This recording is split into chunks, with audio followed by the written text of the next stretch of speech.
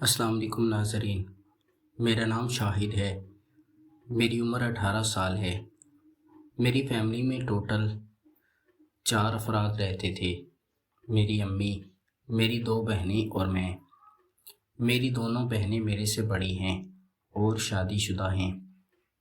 میرے ابا نے دوسری شادی کی تھی اور میری پہلی ماں اس دنیا سے چلی گئی تھی۔ میری سوتیلی ماں بہت خوبصورت تھی اور میری سوتیلی ماں کی عمر تقریباً 30 سال تھی۔ میرے ابا کی عمر تو 50 سال کو پہنچ چکی تھی۔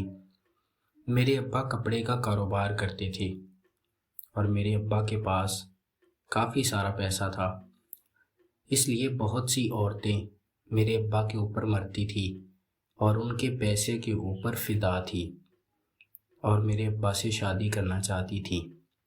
لیکن میرے ابا نے میری سوتیلی ماں کلثوم سے شادی کر لی تھی۔ میری سوتیلی ماں کلثوم ہمارے محلے میں ہی رہتی تھی اور ابھی تک اس نے کسی بھی مرد سے شادی نہیں کی تھی۔ اس کی عمر 30 سال کو پہنچ چکی تھی۔ تو میری سوتیلی ماں کلثوم نے میرے ابا سے آنکھ مٹکا کر کے اسے شادی کے لیے راضی کر لیا تھا۔ میرے ابا کے ساتھ پیار کر کے ہمارے گھر آ گئی تھی۔ میں نے جب اپنی سوتیلی ماں کو پہلی دفعہ دیکھا تھا تو میں دیکھتے ہی اس کے اوپر فدا ہو گیا تھا، کیونکہ میں سوتیلی ماں کلثوم کی جتنی بھی تعریف کر دوں کم تھی، وہ تھی ہی اتنی خوبصورت۔ میری سوتیلی ماں کلثوم بھی میرے اوپر فدا تھی اور میرے ساتھ کافی ہنسی مذاق کرتی تھی، کیونکہ میں بھی بہت خوبصورت تھا اور 20 سال کا نوجوان لڑکا تھا۔ میں ماں باپ کا اکلوتا بیٹا تھا، اس لیے بہت لاڈلا تھا۔ تو میری سوتیلی ماں بھی میرا بہت خیال کرتی تھی۔ اسے پتہ تھا کہ میں اپنے شوہر کے بیٹے کے ساتھ اچھا تعلق رکھوں گی تب ہی میرا گزارا ہوگا۔ میں بھی اپنی سوتیلی ماں کلثوم کے ساتھ دوستانہ تعلق رکھتا ہوں اور اسے کسی بھی چیز کی کمی محسوس نہیں ہونے دیتا تھا۔ میرے باپ نے بھی مجھے حکم دیا تھا کہ تم اپنی سوتیلی ماں کے ساتھ اچھا رویہ رکھنا اور اس سے راضی رکھنا۔ میرا باپ اکثر باہر ہی رہتا تھا اور رات کو کافی لیٹ گھر آتا تھا، کیونکہ ابا کا کپڑے کا کاروبار تھا تو ابا دکان چلاتے تھے اور رات کو لیٹ ہی گھر آتے تھے۔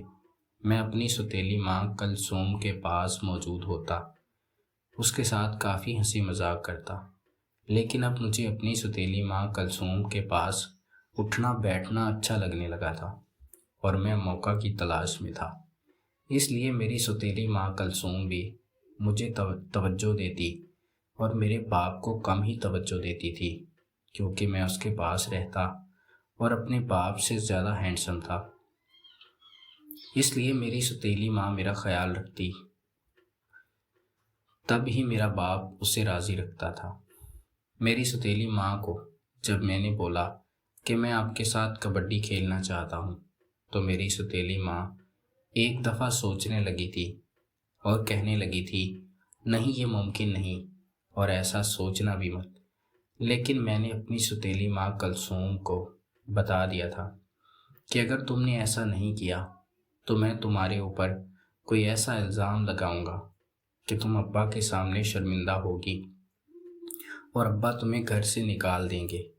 جب میری سوتیلی ماں کلثوم نے یہ بات سنی تو وہ پریشان ہو گئی تھی اور کہنے لگی تھی، چلو میں تمہاری بات مان لیتی ہوں، لیکن یہ بات ہم دونوں میں رہے گی۔ میں نے بھی اپنی سوتیلی ماں کلثوم کو بول دیا تھا کہ میں یہ بات کسی کو نہیں بتاؤں گا۔ میری سوتیلی ماں کلثوم میرے ساتھ کبڈی کھیلنے لگی تھی اور میں اس کے ساتھ کبڈی کھیلتے ہوئے کافی خوش ہو گیا تھا۔ اب میں اپنی سوتیلی ماں کلثوم کے ساتھ کبڈی کھیلتا، وہ کافی خوش ہوتی، اس کا بھی ٹائم گزر جاتا اور ہم ایک دوسرے کا کافی خیال رکھتے تھے۔ میرے ابا دکان سے واپس آتے تو ہم ایک دوسرے کے پاس بھی نہیں آتے تھے اور ابا کو بالکل بھی سیریس نظر آتے تھے۔ اس لیے میرا باپ ہم دونوں کو کچھ بھی نہیں کہتا تھا۔ جب میرا باپ اپنی دکان پر چلا جاتا تو میری سوتیلی ماں کلثوم خود بخود میرے پاس آ جاتی اور میرے ساتھ کھیلنے کی کوشش کرتی اور ہم کھیل کر مستی کرتے اور پھر ایک دوسرے سے دور ہو جاتی تھی۔ اب میری ستیلی ماں کلثوم کو بھی اچھا لگنے لگا تھا۔ وہ بھی میرے ساتھ کبڈی کھیل کر خوش ہونے لگی تھی اور میں بھی اس کی ہر تمنا کو پورا کرنے کے لیے موجود رہتا تھا۔